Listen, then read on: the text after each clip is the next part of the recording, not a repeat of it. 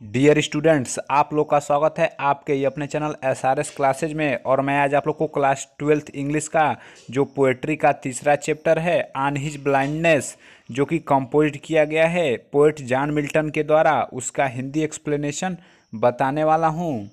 तो चलिए friends, chapter को स्टार्ट करने से पहले हम लोग जान लेते हैं कि आखिर चैप्टर किस पर आधारित है।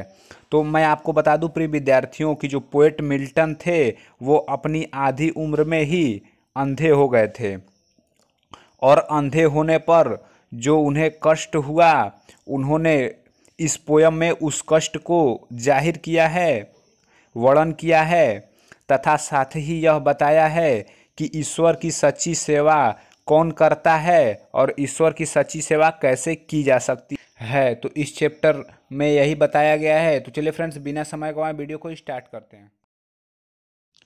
वेन, जब, आई, मैं, कंसीडर, सोचता हूँ, हाउ, कैसे, माई लाइट, मेरे आँखों की रोशनी, इज स्पेंट, खर्च हो गई अर्थात चली गई।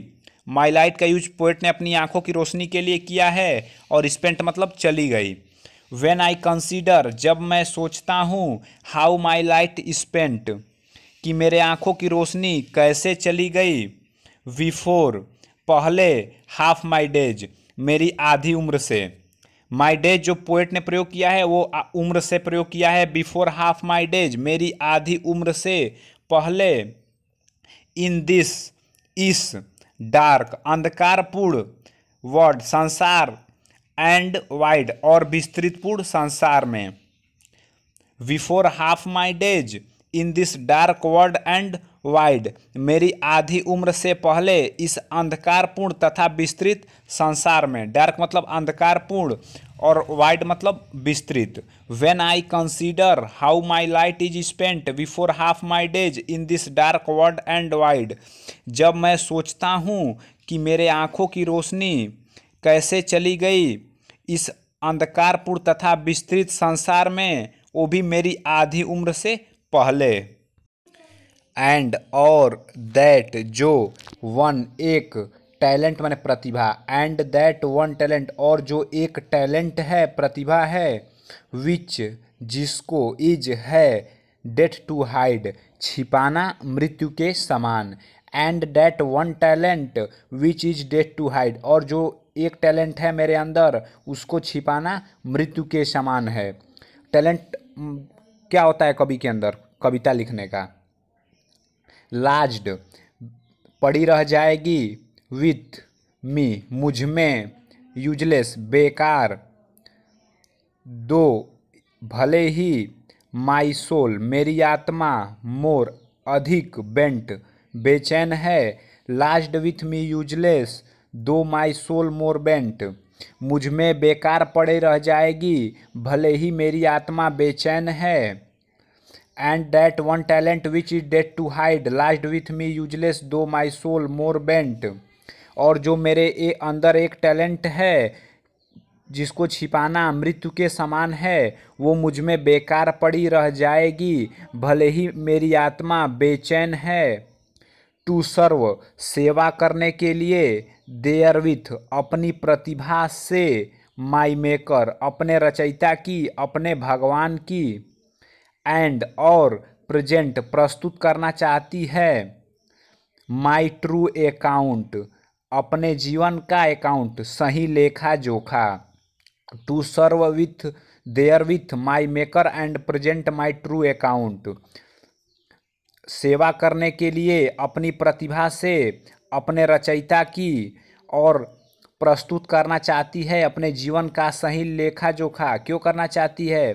लेस्ट, कहीं ऐसा ना हो, ही, वह, रिटर्निंग, लौटने के बाद, चाइल्ड, मुझे फटकारे, कहीं ऐसा ना हो कि उसके पास लौटने के पश्चात वह मुझे फटकारे। कौन? ईश्वर।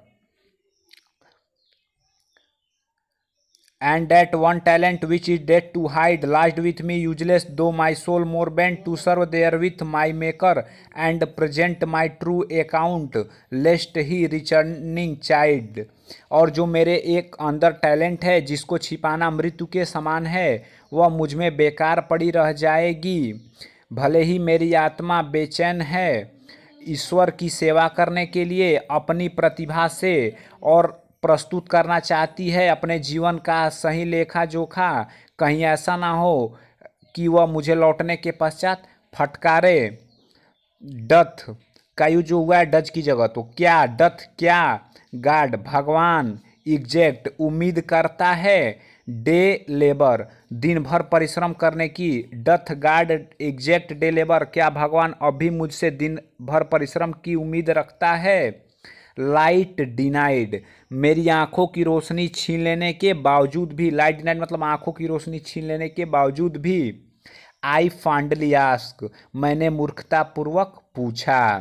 Doth God exact day labour light denied I fondly ask मैंने मूर्खतापूर्वक पूछा कि मेरी आंखों की रोशनी छीन लेने के बाद भी क्या भगवान मुझसे दिन भर परिश्रम की उम्मीद रखता है। तो प्रिय विद्यार्थियों चलिए फिर से एक बार रिपीट करते हैं। When I consider how my light is spent जब मैं सोचता हूँ कि मेरी आंखों की रोशनी कैसे चली गई।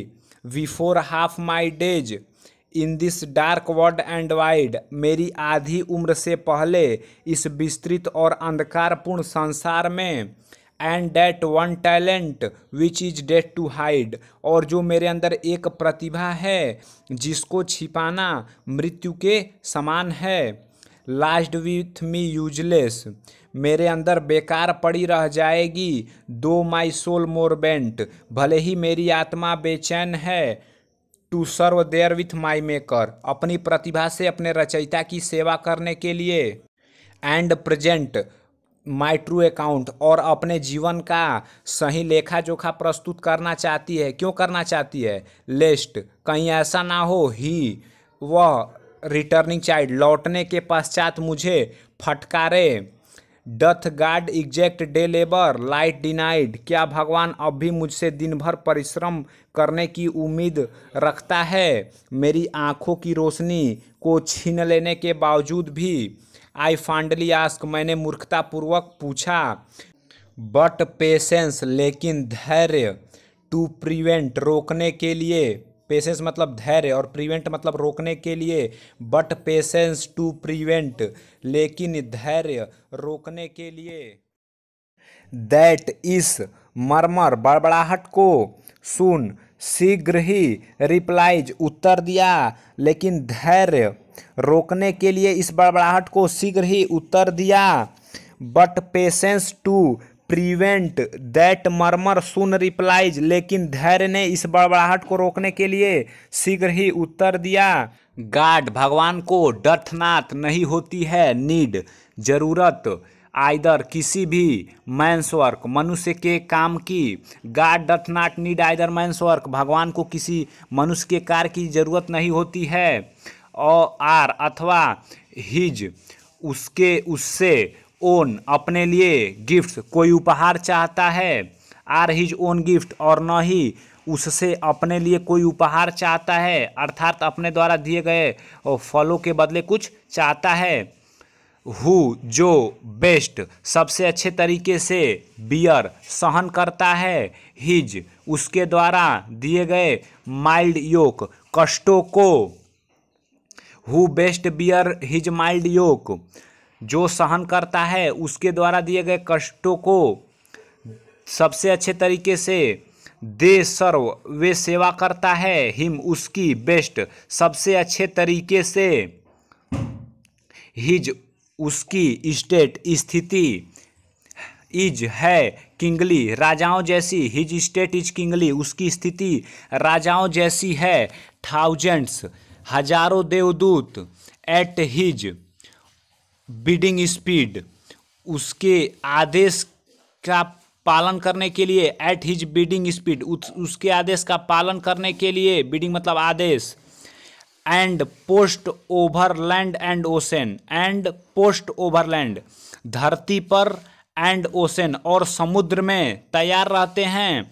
विदाउट रेस्ट बिना आराम किए। Thousands at his bidding speed and post o'er land and ocean without rest हजारों देवदूत उसके एक ही आदेश पर उसकी सेवा करने के लिए धरती और सागर में सदैव तैयार रहते हैं वो भी विदाउट रेस्ट बिना आराम किए।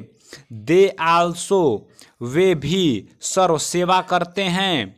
हु जो ओनली स्टैंड केवल कर्म करते हैं, स्टैंड मतलब खड़े रहते हैं, कर्म करते हैं, एंड वेट और फल की प्रतीक्षा करते हैं। They also serve who only stand and wait, अर्थात कहने का मतलब है अर्थात वे भी ईश्वर की सबसे अच्छी सेवा करते हैं जो कर्म करते हैं, फल का इंतजार करते हैं, अर्थात स्वयं को ईश्वर पर छोड़ देते हैं। God doth not need either man's work or his own gift, भगवान को जरूरत नहीं होती है किसी मनुष्य के कार्यों की, आर हिज ओन गिफ्ट, न ही उससे अपने लिए कोई उपहार चाहता है। डथ का यूज हुआ है डज की जगह। Who best bear his mild yoke, जो ईश्वर द्वारा दिए गए कष्टों को सहन करता है सबसे अच्छे तरीके से। दे सर्व हिम बेस्ट, वे ईश्वर की सबसे अच्छी सेवा करता है। हिज स्टेट इज किंगली, उसकी स्थिति राजाओं जैसी है। Thousands at his bidding speed and post over land and ocean without rest, हजारों देवदूत उसके एक ही आदेश पर धरती और सागर में उसकी सेवा करने के लिए सदैव तत्पर रहते हैं, तैयार रहते हैं। They also serve who only stand and wait, वे लोग भी ईश्वर की सबसे अच्छी सेवा करते हैं जो लोग खड़े होकर अर्थात अपना कर्म करते हैं, एंड वेट और फल की प्रतीक्षा करते हैं। तो थैंक्स फ्रेंड, मैं आशा करता हूँ आपको पूरा चैप्टर समझ में आ गया होगा।